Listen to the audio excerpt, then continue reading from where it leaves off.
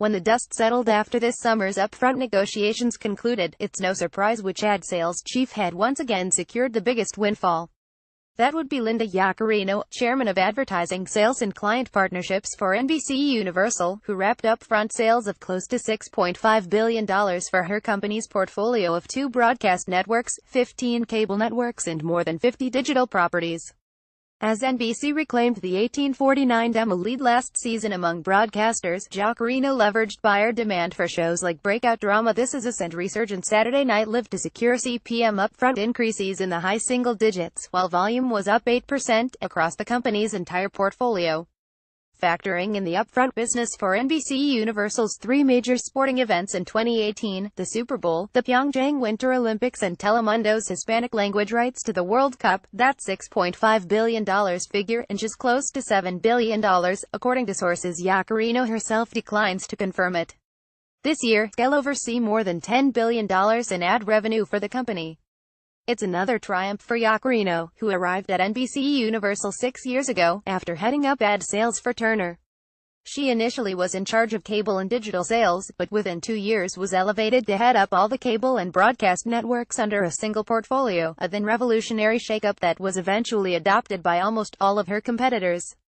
The Long Island, NY, resident was in an understandably jubilant mood as she relaxed on a sofa in her Midtown Manhattan office and reflected on this year's upfront, her battles with digital advertisers and Nielsen, and why she's the most competitive person you'll ever meet.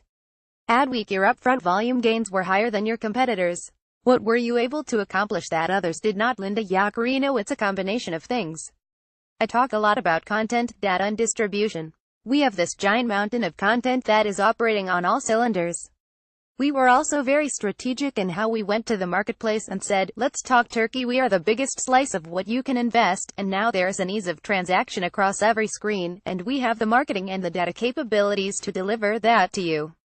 People for the first time registered data-driven deals directly, so instead of registering by Bravo or USA, they said, we want to register this budget for the audience studio data offerings. That was a very big change, and people are looking at us differently now that we can transact in that way. In March, you made that big commitment to transacting $1 billion in ad inventory this year on data-based advertising via the Audience Studio. Now that upfronts are done, do you think you're going to meet that lofty goal? We are going to get pretty damn close. We more than tripled the amount of business we did last year, almost every single person renewed, and the budgets have consistently escalated in size. That part of our business is really exploding. You had an aggressive approach to selling Saturday Night Live last year, with a reduced ad load. In hindsight, as provocative as it looked back then, on a post-analysis basis, Saturday Night Live was one of the most efficient things that any advertiser invested in. Our ratings were the highest they've been in 24 seasons, so as much of an increase in CPM that we asked people to pay for, the ratings went up to such an extraordinary degree, it was one of the most efficient, highest ROI of any piece of content they can invest in. The season's last 4 episodes aired live across all time zones, which was a bonus to anyone who bought inventory in the upfront. Could that happen again this year? That's still under discussion. That is probably not going to be decided until early September. It will be a content decision. During this year's upfront, Yaccarino leveraged buyer interest in Saturday Night Live, This Is Us and the Sunday and Thursday Night Football packages to secure CPM increases in the high single digits and volume gains of 8%. NBC: Last year, you had planned to air branded content spots during SNL. At least one spot was filmed, but never aired. What happened with SNL and the writing team? They're so good at what they do, that content, environment and timing come first. So imagine last year, with the election cycle, how much it dominated the structure of the show and timing. We continue to be in very robust conversations with advertisers, and the writing team is very engaged and continuing those conversations. So you're saying that brand partnerships could happen this season, but it's still in flux what form they would take, correct? Content comes first, and the show is live, so it has more complications and sophistications than just doing an integration in a scripted show. The demand is overwhelming, and we continue to feel good about what we can potentially pull off this season. When NBC went back on its plans to shift This Is Us to Thursdays this fall, one of the theories was that advertisers balked at the rates you were asking for the show on Thursdays. That is 100% categorically untrue. The reality is that there is considerably more demand for This Is Us than there is supply. How did This Is Us fare in the upfront after its breakout season? We've renewed the two core sponsors who helped launch the show last year, General Motors and TJ Maxx, and we have new sponsors that are joining on. As big as the numbers are in live linear, because who the heck wants to go to work the next day and say that you didn't see it? It delivers more than double that number in delayed viewing. So every advertiser, which gets to be in a viewing environment that is so terrific and have appointment viewing, stayed with This Is Us throughout every deal. If there are any shows that can challenge legacy, and for our advertising partners to stay with on every distribution platform, it's SNL and This Is Us. You sold Megyn Kelly's new 9 a.m. show in the upfront. Did you sell that hour separately instead of as part of the 4-hour Today block? For the most part, no, but for some specific sponsors who want to come in and have a dedicated exposure there, we can have those conversations. Megyn joining that day part has been a real boon for us. There's been many advertisers interested in the 9 o'clock hour, and I suspect that will grow once she debuts in September. There were reports that you pushed for the 9 o'clock rate to be the same as today's earlier hours. Yes, I read some numbers that were a little bit overstated. But of course, we always look to get the value from the marketplace for a time period that's going to have such a big spotlight on it. At Nbcuniversal's upfront event in May, you kicked off a week-long broadcast theme of hammering digital advertising pretty hard. I call it speaking the truth. If you took the top 10 channels were on YouTube and added up all their ad impressions, it's only equal to a medium-sized cable network at this company. Then when you layer on the continual measurement mishaps, the walled garden nature and the brand safety issues, it's very difficult to go into a marketplace and have to debunk those kind of narratives. Of course, you have several digital partners yourself now. Our digital investments have been fun and robust, and I'm happy to report that none of our traditional competitors are even thinking about leaning in. In the last not even 2 years, we've got almost $2 billion worth of investments. And while we don't claim to have it all figured out, the relationships with Vox, BuzzFeed, Snap, and the one I'm most bullish about, our recent exclusive relationship that we have with Apple News, have a real mobile play, all surrounded by air fueled by premium content. When we're able to bring in so many more partners and distribution outlets, that obviously fuels the mothership, because I'm not just having a conversation that says, what are we doing with Prime, how much do you want in the Today Show? It's, what products are you launching and what portion of your communication plan can Nbcuniversal and all of our affiliated partners deliver for you? That's really the cycle we've started to be in business solutions, and that brings us way beyond television and selling spots in a time-fixed show. We're a very uniquely asseted company, and I really am working my ass off to get us differentiated in the mindset of our clients.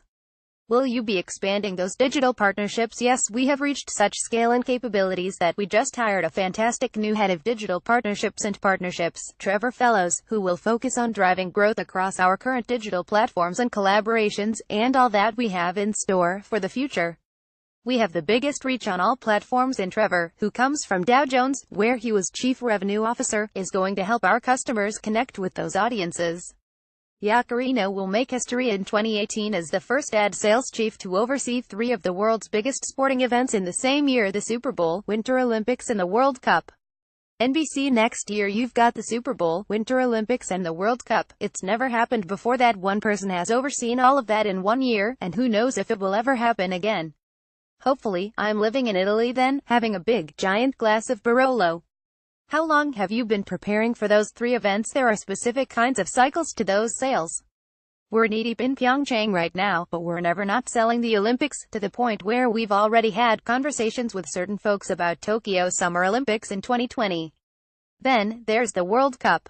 We were preparing strategically and staffing up for close to 2 years on this, because this is the first time Telemundo has ever had the Spanish language rights. For the World Cup, there are very specific windows of when you can start selling and talking to customers. We got the green light to start selling it, and it has been beyond exciting. When did you start selling the Super Bowl? The day after the previous Super Bowl.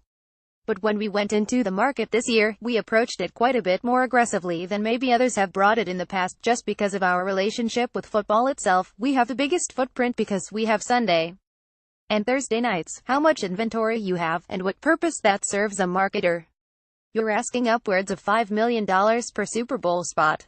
Are you getting that for a vehicle that is going to deliver over 100 million people live in one day, where all eyes are focused on and people are talking about the spots that run in there? We feel pretty good about securing the revenue that we need to secure. In the upfront, your NFL revenue was up 5%, which would put to rest any lingering buyer concerns about last fall's NFL ratings declines. It's one of the strongest, most impenetrable brands on earth. Well, see if it was a ratings blip. There's been theories that it was election-related, but the NBC schedule on both Sunday and Thursday nights is very strong this year, so we're very bullish on that. Don't worry, Sunday and Thursday will still be in the top 5 for this year. How do you think the scatter market will play out? Its scatter money move into the upfront? I think more than people realize yet. Quite a meaningful amount of money shifted back to television from digital, and I put that in air quotes. Is there money that moved from scatter to the upfront? I believe so. I think it will vary by segment. Particularly for broadcast prime and the first-tier networks, I think that you're going to see a strong scatter market, because more money came in the upfront and then there will be obviously more scarcity. Then, the rest remains to be seen in terms of, how does the digital chaos play out, how do brand safety guarantees play out, and measurement chaos and all that junk. I think it will have a material impact on the very solid position that premium content, or TV, has, going into the 17-18 market. Your letter to Nielsen last fall claiming that their total content ratings weren't ready set off a chain reaction that resulted in them delaying their rollout plans. Where do you think Nielsen is now with TCR? We're happy that there is progress being made after some pressure emerged from that letter. I know recently Hulu has finally been added and there's a couple of other things. We are working very closely with Nielsen to keep the momentum going. Does that mean that total audience metric is ready for prime time? No. How competitive are you when it comes to the other ad sales teams? How competitive am I? Laughs. I am probably the most competitive person you'll ever meet. That being said, I'm actually competitive not as it relates to my colleagues or peers. I'm competitive for me and my dream team over here to be the best as perceived by our clients. When I first joined the company, it was, we need to get best in television. Check the box, we're pretty good at that. But now, our competitive set has evolved.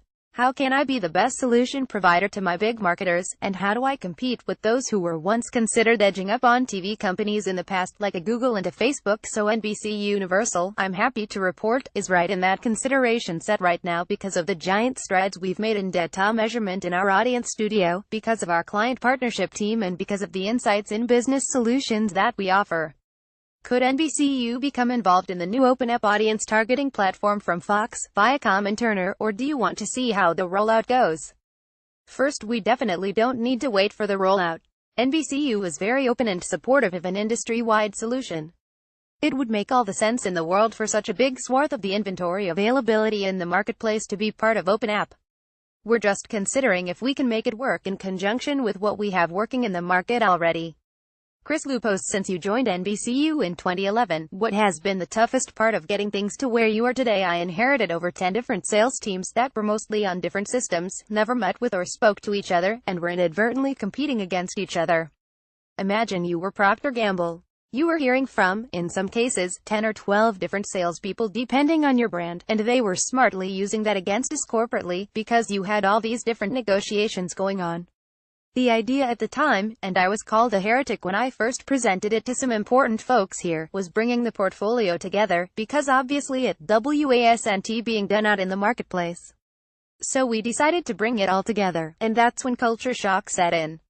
We worked really hard for the next couple of years to invest in people, invest in systems, and obviously invest in data, and we thought that that would create a very logical pathway to get there. What do you do for fun? My number one hobby is watching television, whether it is as an obsessive viewer of This Is Us or catching up on Will Grace. I do watch shows on other networks a little bit, like Billions and Veep. Being somewhat of a frustrated fashionista, I'll get an addiction to Flywheel. Beyond that, my husband and 2 kids are an incredible obvious center of my life, but after you mix all those things together, there's not a lot of time to do anything else. What's next for you? I'm looking forward to taking home a giant bag of Emmys for This Is Us and Saturday Night Live. That's next on my list, after my trip to Italy. And after that, I am very much dedicated to fixing this measurement problem in the industry overall, and Nbcuniversal continues to plan on being leaders in that. Make no mistake about it, just because the upfront is over doesn't mean we're going to accept lowering the bar to allow for what I think is inferior measurement commerce terms going on in the digital scape, because we think it's bad for the marketer and it's bad for the consumer. What will you focus on next at Nbcuniversal? We've been at it 5 years, and Steve Burke, Nbcuniversal's president and CEO, often refers to it as the first chapter. So, we're just starting the second chapter, and who knows what more partnerships or acquisitions will look like. If you and I were sitting here 24 months ago, we didn't have Vox, Snapchat, BuzzFeed or Apple News. In fact, Apple News didn't even exist 2 years ago, yeah, and Snap technically is just about 5 years old. And that now consumes such a big portion of my day, every day. So I really believe we have just only gotten started. It's very exciting.